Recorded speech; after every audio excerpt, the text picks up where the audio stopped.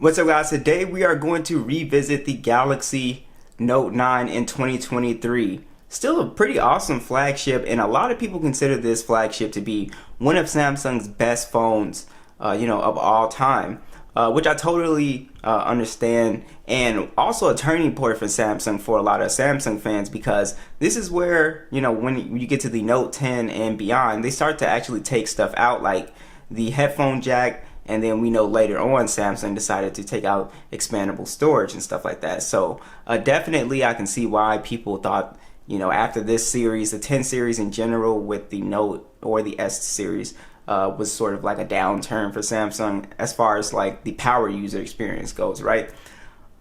This is a really solid phone. They're going for like 180 right now. And I know a lot of people in my comments like to use this phone as a backup phone and a secondary phone or whatever. And if you are looking for an older flagship, definitely would look for like a Note 10 Plus or S10 Plus, just because they're getting security patches and they're on a later version of Android. This one, I believe, is stuck on like Android 10, and I think it's done getting security patches actually. So let's go ahead and revisit this phone. Let's see how it does in 2023. It's actually still a pretty impressive phone. I want to talk about the screen on the Note 9 because I think it's still very impressive even in 2023. It's a 6.4 inch 1440p display, and it has 516 for the PPI, so it's very sharp when it comes to looking at icons and just a high resolution display. Also, what's pretty cool about the screen is that it does not have any type of notch or punch hole in it, so you can sort of enjoy the content on the screen uninterrupted. And I really appreciate it, really more so when you're watching YouTube videos and stuff like that, just not having to see any sort of punch hole or notch when you go in full screen. I think it's pretty cool. And if you guys want wallpapers, check out the link down below in the description box. But yeah, I really like the screen on here. It's got a curve to it as well, and I think it still looks really good. I think really the only thing that's kind of, you can say, that's dated about it is maybe the bezels, and then maybe it doesn't have any 120 hertz or 90 refresh rate or something like that. But it's still really good. Still a very smooth display even for a 60 hertz panel. So yeah, I really do like the display on here. Let's go ahead and talk about performance on the Note 9. So it's pretty interesting. So the Snapdragon 845 still does a pretty good job on here. We also have, again, SD card support, 128 gigs of internal storage, and 6 gigs of RAM. I was just playing, a couple games on here, and it still runs really well. Now, of course, you're not going to get the best settings, like there's no HDR Extreme, but it does play pretty well on HDR Ultra. But I like to play on smooth, the highest frame rates. But it does a pretty good job overall with gaming performance. Like I said, you can pick this phone up today and casually game on it, no problem. And the Snapdragon 845 doesn't get as hot as these 8 series chips as well too, so you can sort of play for long periods of time without it really getting super hot. Yeah, so I actually think the performance on here is pretty good, and just in general, the phone is just pretty smooth. So as far as the animations go, bouncing in and out of applications and stuff like that, just web browsing, just doing basic things on here, the phone has remained really smooth. So I can't really complain about the performance on here. I think it's still pretty decent actually for all these years. So it just goes to show how flagship phones, they're really built to last a pretty long time, because if you compare this to a $200 phone, it'll still benchmark higher than like your average $200 phone, and overall the performance will be better. So that's one of the cool things about older flagship phones, is they have such high lifespan. Alright, so let's go ahead and talk about the pen. So coming from the Galaxy S22 Ultra, the pen still feels pretty smooth actually. Now with the S22 Ultra, it does feel a little bit more instant, but even on the Note 9 here, it still feels really nice.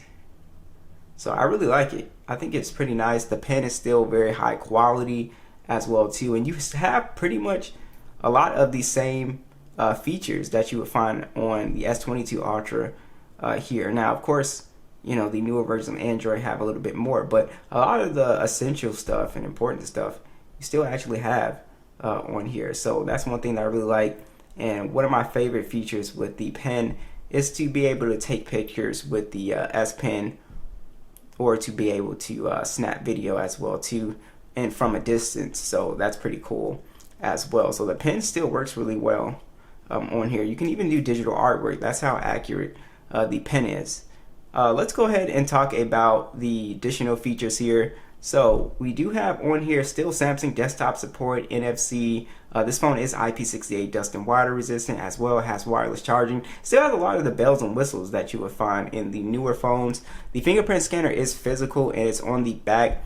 The only thing about the fingerprint scanner for me, since the phone is kind of big, it's kind of a stretch to unlock this phone for me. So I wish it was like a little bit lower, but you get used to it. You just have to position your hand kind of like shimmy the phone. I think that's only if you have kind of smaller hands though. Speaking of the fingerprint scanner or the back of the phone, the design on here is still pretty decent. I can see this phone. The phone has definitely aged. When you compare it to a Note 10 Plus S22 Ultra, you definitely tell it's an older phone, and it's really because of the camera cut out here. I think it just makes it look a little bit older than, you know, newer phones. But honestly, it still feels great in the hand, and I love this purple color as well too. It just looks really nice, and overall it just feels like a tank. Just a really well solid phone on here. And also they have some pretty cool you know, additional features on here, like the iris scanner. A lot of people say it's gimmicky, but you know, it's fine. It kind of works. Stereo speakers on here are pretty solid.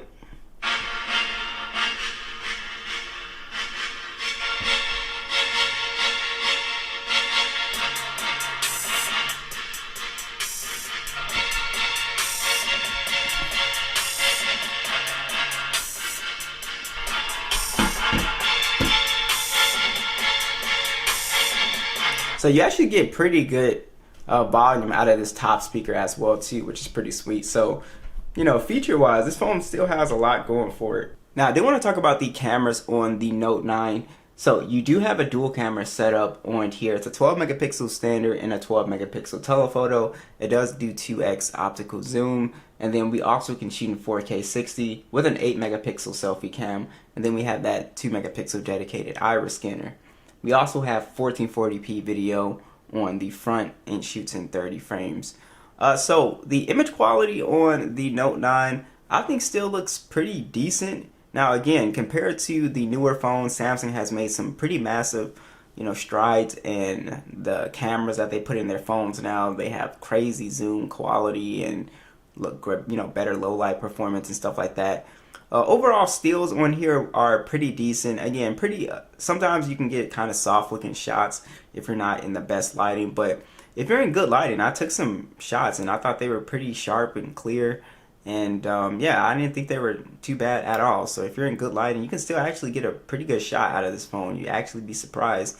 But anything less than that, it'll sort of be a little soft. But I really like the color it was putting out, and the video I thought was pretty solid as well too. So I don't think the camera has aged really badly. I think, you know, it's actually pretty fine, especially in good lighting. It still takes a really nice high resolution looking shot. Now let's go ahead and talk about the battery life. So this phone does have a 4000 milliamp battery. It's got 15-watt charging with wireless charging, and battery life is just kind of okay on here. My phone is, my battery might be just old, right?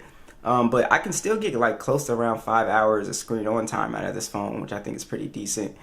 But yeah, battery life is not too bad on here considering that it's an older phone. But yeah, but I remember battery life being pretty decent on here, you know, when it first came out. Wasn't terrible. But the Note 9 is a pretty good device still. Even in 2023, it still has a very good screen. The Snapdragon 845, I think, is holding up really well. I'm surprised at how well it just games and how well it flies in and out of applications. You'd expect it to be kind of lagging and stuff like that, but that's not the case. This phone still relatively fast. Everything still works on here as pen. Screen still looks good. And then you have the headphone jack and SD card support still. So what do you guys think about the Note 9? Do you guys think this is Samsung's best device that they have made? Be sure to let me know in the comments down below, and I'll catch you guys in the next one.